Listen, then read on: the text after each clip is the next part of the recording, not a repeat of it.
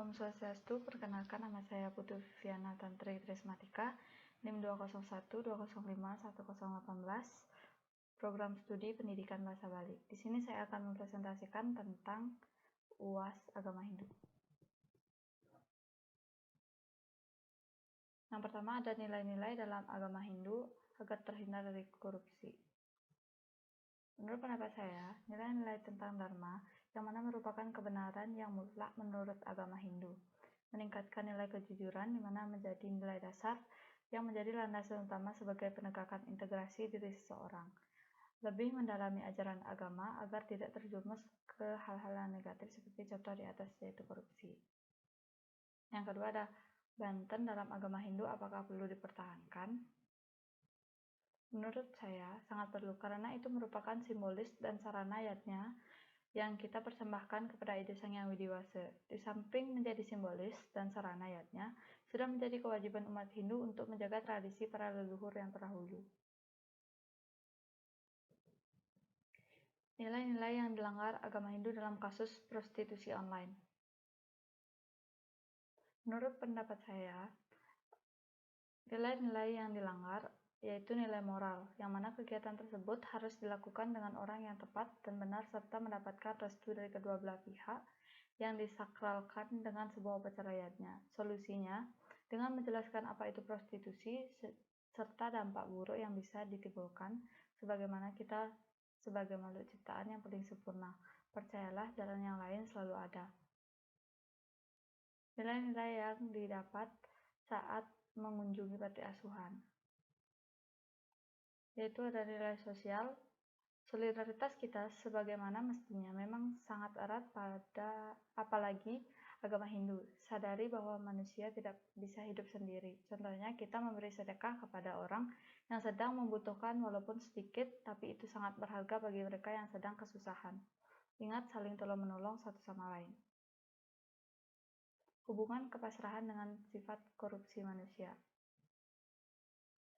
Kepasrahan dan sifat korupsi manusia ada hubungannya, sebab perbuatan korupsi tersebut dilakukan karena adanya godaan yang sangat kuat yang bersifat duniawi, sehingga perlu memasrahkan diri pada beliau guna terhindar atau sadar akan perbuatan tersebut.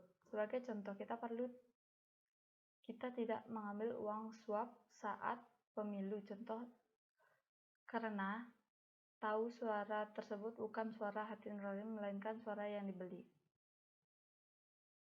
Yoga pranayama yang ditemukan dalam pengkajian Center Yoga. Yoga dan pranayama, kedua tersebut adalah aspek yang bertujuan sama, yaitu pengendalian diri yang berpedoman kepada Dharma Sastra. Pranayama di sini untuk melatih pernapasan guna meningkatkan rasa pikiran yang tertitik pada sebuah kesadaran Dharma. Bhagavad Gita. Bab tentang bakti dalam kitab Bhagavad Gita dikatakan bahwa waktu adalah unsur yang paling penting dalam hidupmu. Krishna mengajarkan dalam Gita bahwa walaupun engkau tidak begitu berhasil melaksanakan ketidakterkaitan kepada benda-benda duniawi, jika engkau melaksanakan semua pekerjaan dan kewajibanmu seperti sembahyang, mempersembahkan segala yang engkau kerjakan kepada Tuhan, maka hidupmu akan diberkatinya. Makna dari Bhagavad Gita ini adalah mempersembahkan apa yang telah diberikan olehnya. Tujuan tersebut menyadarkan kita akan berkah beliau, semua yang ada berasal darinya, dan semua yang didapat merupakan pemberian darinya. Sekecil apapun persembahanmu kepadanya, beliau tetap menerimanya, karena kaulah yang bersyukur atas berkat beliau yang dilimpahkan kepada kita semua. Upacara Ngaben. Ngaben merupakan suatu upacara fitrayatnya yang bertujuan untuk mengembalikan semua unsur indria yang ada yaitu panca mahabhuta. Ngaben itu sangat perlu dilakukan guna memperlepaskan sang roh dari badan kasar. Kalau tentang biaya, memang terkesan mahal, akan tetapi bisa dilakukan secara massal guna menekan biaya. Kalau istilah boros tersebut lebih tepatnya gengsi, sengaja membuat upacara yang serba mewah guna menunjukkan diri kita mampu atau kaya. Jika Anda bisa hal itu tidaklah masalah, dan jika tidak, jangan dipaksa. Ingat semuanya yatnya bertujuan sama. Pendapat realitas. Pernyataan. Di sini ada pernyataan, yaitu banyak orang Hindu lebih bersemangat melakukan upacara yajna besar-besar seperti Ngata-Lingga dengan biaya yang besar, sedangkan untuk menyumbang beasiswa untuk anak miskin kerap ogah-ogahan. Menurut saya, hal tersebut sudah biasa di kalangan kita, di mana rasa ikhlas akan dikalahkan oleh rasa pamer. Hendaknya kita bisa berbagi atau bersedekah kepada sesama yang sedang membutuhkan uluran tangan kita. Ingat, kita semua makhluk sosial yang tidak dapat hidup sendiri. Sewaktu-waktu orang yang kau bantu akan membalasnya atau bahkan menyampaikan rasa balas budinya kepadamu. Tapi ikhlaslah untuk hal itu karena pahalamu sedang ditambahkan oleh ide Sang Hyang Widi. Contoh pelaksanaan sehari-hari menurut Bhagavad Gita.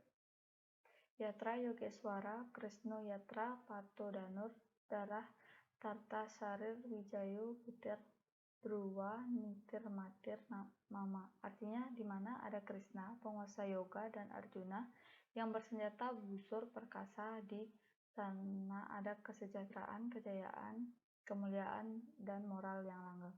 Inti dari sloka tersebut adalah kita sebagai makhluk hidup menyerahkan diri kepadanya. Bisa kita lakukan dengan sembahyang atau menjalankan ajaran Dharma kepada Ide Sang Hyang Widi Wase. Sekian presentasi dari saya. Saya ucapkan terima kasih. Akhir kata saya tutup dengan Paramasanti. Om Santi Santi Santi Om.